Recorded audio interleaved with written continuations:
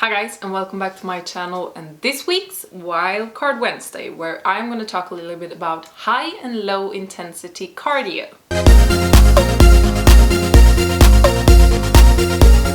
So when it comes to high intensity cardio and low intensity cardio, most frequently asked question is, of course, which one do I do to lose most weight and burn most fat? So let's start to talk about the difference between high and low intensity cardio. So high intensity cardio is the ones that you are doing for less amount of time and you're doing it on a more intense level, as you hear from the name.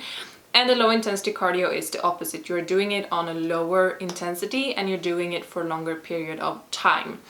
When it comes to time and effort level, there is no like magic line. There is nothing that says that if you're doing it for this and this amount of time, it's low intensity. And if you're doing it on this level, it's high intensity, because it all comes down to your fitness level. So maybe if we take, for example, my fitness level is maybe higher or lower than if I'm working out with a friend. My friend can be on a higher fitness level, which means that, for example, if I am doing something that for me is high intensity, it can be low intensity for my friend. We take the treadmill, for example.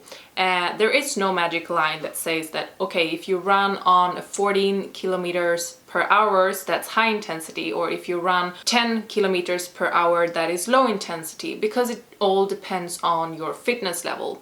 For me, for example, if I'm gonna do sprints, I need to run on like 17 kilometers per hour or more to get it to be really high intensity sprints for me.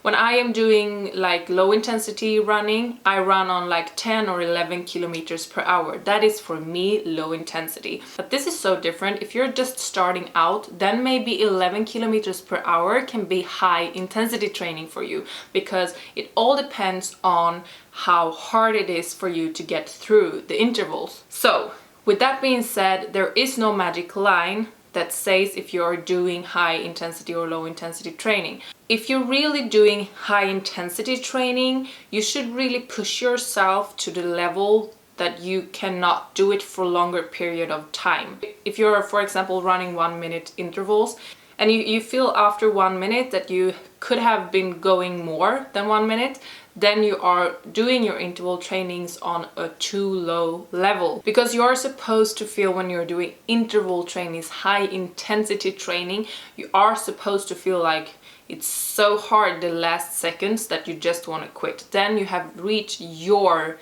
intensity level, and it's all about your intensity level. You cannot compare to anyone else, because anyone else can be on a different fitness level than you. When it comes to low intensity training, when you have reached a level where you can feel like you can go on for a longer period of time, then you are in a good like working level. And low intensity training should be on a working level. It shouldn't be so hard that after a few minutes you're completely dead. Then you are more on the higher intensity level. But if you feel like you could go on for half an hour, even maybe an hour on the treadmill, or maybe on the cross trainer or whatever equipment you are using, then you are more on the low intensity training. So that is more or less the difference between them. I would say the time spectrum, how long you can keep on going and keep doing the training, will say if it's high intensity or low intensity. It all depends on the fitness level that you have. So different ways of doing high versus low intensity training. My favorite high intensity trainings are intervals on the treadmill. I think that is my number one, because it's really easy to push myself, because I just set the treadmill on the high intensity level that is high intensity for me. Then I just have to keep going. I do like 30 seconds intervals and then 30 seconds to 1 minute rest in between. And since the treadmill is going, I have to go. The last seconds should be really, really tough. And I really like that, because it keeps me like going. Another training that I like to do is like sprints outside, that I can find like a stair or something, like stair sprints, and I run everything I can up through the stairs, and then I'm just walking down, and I run up in my everything and then walking down. So that kind of intervals I also like to do. You can also do high intensity trainings in the gym with weightlifting, and that is also high intensity training that I like to do. I don't feel like I can push myself as hard when it comes to reaching a high cardiovascular level when I'm doing it in the gym, because I can stop and nothing is happening. On the treadmill I cannot stop, I need to jump off, but I'm like pushing myself more there. If you put together a bunch of exercises and you are doing them without any rest in between, you will also hit like a more high intensity training. And you can also do this plyo style. You are incorporating a lot of jumps. I do like to do plyometric training. That is also one other type of high intensity training, and I like to do it in the end of my workouts. For example, if I'm doing leg, now I haven't honestly been doing that for a long time. I'm gonna incorporate that again in my workout because I really do like the results I get from it.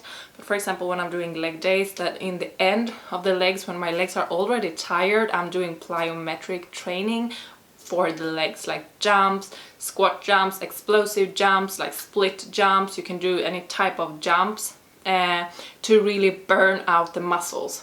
So that is also a good example of high intensity training.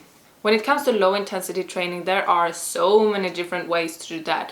You can just be out power walking, you can be out jogging, you can be on the cross trainer. It's a little more time consuming, you need to do it for a little longer period of time, but you can do like anything that you can keep on going for a longer period of time. You can also do low intensity training in the gym. For example, you can do like cardiovascular training with weights. Then you're just taking lower weights and more reps, and then you are doing more like cardiovascular training but in the gym, and you can do that for a longer period of time. So that is also like low intensity training. So which one of these two do I prefer? I have to say that I do prefer, and I think that intervals and high intensity training are the most effective ones for the shortest period of time. And let's be real, most of the people today, they don't want to spend a lot of time in the gym. They don't have so many hours to put in the gym every week. And then I think the intervals are the best ones because it's easy to get them done, since you can do intervals in 15 or 20 minutes and get really good intervals, and you will burn the same amount of calories as maybe if you were standing like 1 hour on the cross trainer. And the science behind that is during your intervals you not burn so much calories, but the thing when you're pushing yourself to that level that you're doing on intervals, you will get higher burning process in your body for up to 72 hours after you're finishing your intervals. And that is the amazing thing. But depending on how much you have pushed yourself, the more you push yourself, the higher your after burning will be for a longer period of time. But we say, for example, that you push yourself to the maximum during these intervals, then you will have during the coming 2 or 3 days after these intervals, you will have a much higher burning process in your body, which means you will burn more calories that you would have done if you were doing low intensity cardio instead. So low intensity cardio, you will burn more calories during this hour you're standing on the treadmill or on the cross trainer. After your workout, you will not burn as much calories as if you would have done higher intensity cardio. And that is the thing that I think is so amazing. That is why I would say that the number one is high intensity cardio. I think it wins over the low intensity cardio, but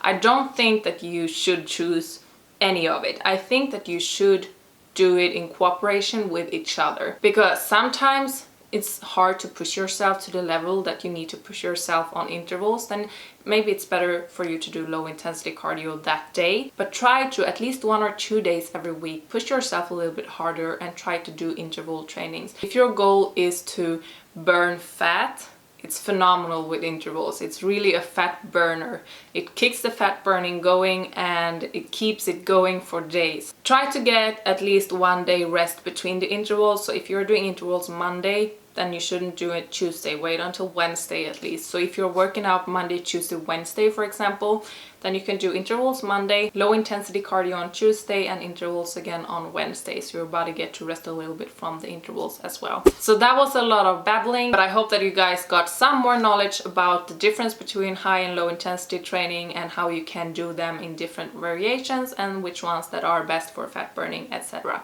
So I hope that you guys liked this video, and if you did, please give it a little thumbs up. I have got a request to do a Q&A video, and I have been thinking about doing a Q&A video. I would love to do a Q&A video, but honestly I'm a little bit scared that I do not have as many subscribers that I need for doing a Q&A. So if you guys would like me to do a Q&A, please let me know in the comment sections down below, and maybe start to pile up a little bit with some questions, and maybe then when I feel that I have enough questions, then I can film a Q&A for you, because I would love to do that. But anyhow, I hope that you have subscribed to my channel, and I see you in my next one. Bye!